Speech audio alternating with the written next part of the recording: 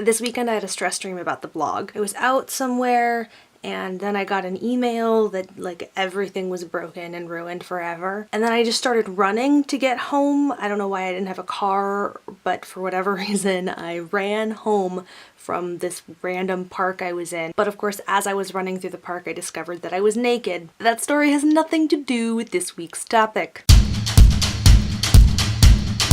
We didn't actually choose a topic for this week, and I suck at this on-the-fly topic creation business. That's kind of my way of suggesting that you leave topic ideas in the comments below. We actually do have a list of decent ideas that I could pull from, but I haven't actually spent any time thinking about them, and it's like 3 o'clock in the morning, so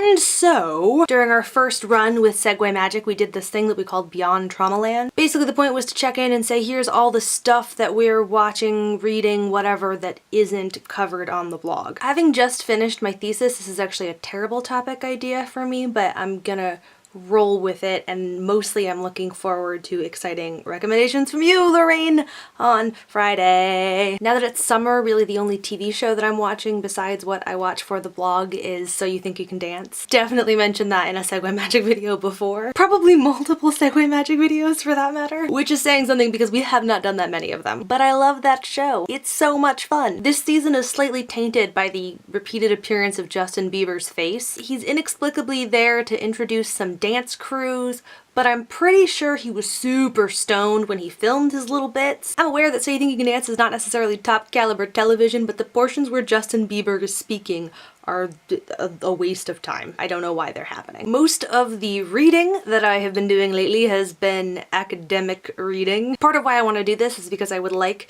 to hear all the suggestions of all the things that I should read now that I can read fun stuff. Most of the reading that I was doing this semester was rereading of stuff that I read a while ago because it took me way longer than it should have to finish this stupid thing. But near the end I did read one book which ended up being hugely important to my thesis that I will share with you now. Matt Hill's Fan Cultures. It's not necessarily the most accessible thing that I read for my thesis, but if you don't mind the heavy academic language, this is one that I think that people who read this blog might actually quite enjoy. There's this really great chapter about fan studies scholars doing autoethnographies about their fan histories. I loved it because I was like, this would be a great way for me to take all of this academic shit and distill it into something that's usable for the blog. But the more I thought about it, I was like, you know what, there are some periods in my fangirl history that I would like to pretend did not happen. I don't want to make a whole chart and put it on the internet. Regardless, it's an interesting read if you are into this kind of thing. As for movies, I have been to see a couple of those. I saw Maleficent and loved it. For those of you who did not see my Maleficent costume this Halloween, I will put a picture in the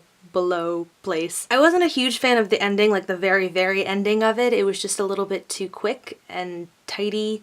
And it didn't need to be because the movie wasn't that long, but I enjoyed it all the same. I also saw The Fault in Our Stars this past weekend. I had a couple glasses of wine before I went to see the movie, which was either the best idea or the worst idea, I can't quite say. During the trailers, this was the first time that I had seen a preview for If I Stay, and I saw Chloe Grace Moretz sitting like on the stage and she's playing, and it took me a couple seconds, but as soon as I registered what it was, I was like, oh shit. That's my way of saying that I teared up before the movie even started. So needless to say, I was a sobbing mess. We've already talked about all of our feelings about adaptations and stuff, but this truly was a really good, faithful adaptation. I enjoyed the book, I wasn't obsessed with it, whatever, but this was a really, really well done adaptation. And finally, I'm just gonna briefly mention this movie. Rocket Science is one of my favorite movies. I pulled the birthday card to insist on movie choosing rights for our April Snarkathon. In a perfect world, I would have chosen this movie. Unfortunately, it's a real pain in the ass to track down. However, if you can get your hands on this movie, watch it. It's precious and wonderful and I just want more people to see it, so I'm using this time to tell everyone to do that. Lorraine, I look forward to hearing what you are doing beyond Traumaland on Friday? Yeah. In the comments, leave me suggestions for good books. Tell me what you're reading right now. I want to know. I want to find it. I want to read it. And leave us topic suggestions for future weeks. Bye!